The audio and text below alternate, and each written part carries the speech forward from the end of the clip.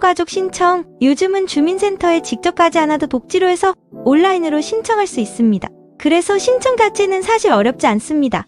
문제는 신청하고 나서 탈락하는 경우입니다. 소득 기준, 재산 기준, 자동차 기준, 부채 기준은 복지로에서 유형별로 검색하면 누구나 확인할 수 있습니다. 그래서 오늘 영상에서는 기준표를 읽어주는 대신 실제로 어디서 많이 탈락하는지를 중심으로 말씀드릴게요.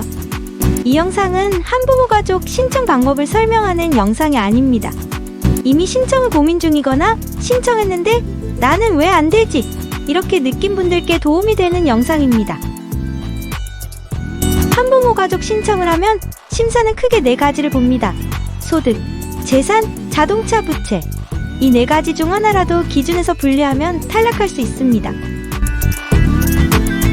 소득 기준에서 많이 생기는 착각은 소득은 월급만 보는 게 아닙니다. 근로소득, 사업소득, 그리고 각종 공적 그것까지 모두 소득으로 계산됩니다. 그래서 월급은 적은데 왜 안 되지? 라고 느끼는 경우 다른 소득이 함께 잡히는 경우가 많습니다. 근로소득, 사업소득 외에도 일용근로소득, 임대소득, 사적이전 소득도 소득으로 잡습니다. 임대소득은 상가나 집을 타인에게 임대해주고 정기적으로 받는 금액입니다. 사적이전 소득은 내가 아닌 제3자에게 정기적으로 받는 돈을 말해요. 예를 들어 가족에게 받는 돈, 후원금으로 받는 돈을 정기적으로 3개월 이상 받는다면 소득으로 잡습니다. 여러분 지금까지는 소득을 잡기만 했지만 소득공제도 있다는 사실을 아셨나요? 한부모 가족 선정 시 근로소득, 사업소득을 30% 기본공제를 해줍니다.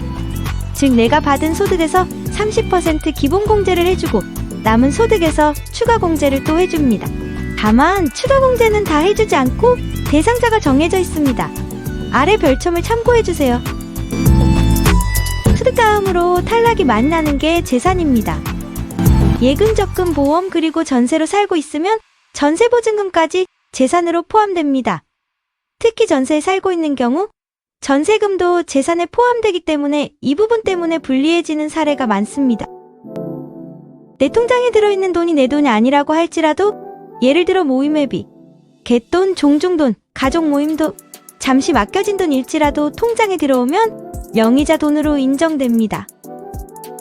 자동차는 생활에 꼭 필요하냐는 기준으로 보지 않습니다.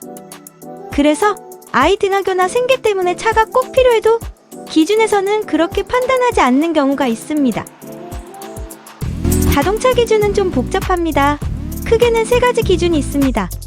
내가 3가지 유형 중 어디에 해당하는지 먼저 아셔야 하는데요. 유형 3가지 중에서 3번 유형 때문에 탈락을 많이 하는데요.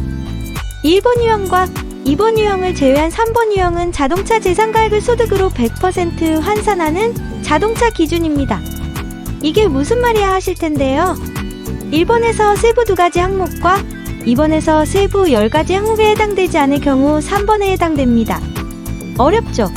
1번 유형과 2번 유형의 세부 항목이 6페이지 분량으로 여기에 다 적기는 어렵습니다. 중요한 건 보통은 2000cc 미만인 차이면서 동시에 차량 연식이 10년이 넘어야 하고 차량 가액이 1000만원 미만이어야 합니다.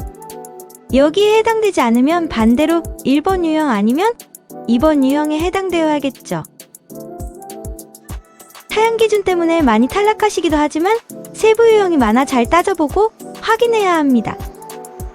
빚이 많으면 유리할 거라고 생각하는데요. 모든 부채가 모두 인정되는 건 아닙니다.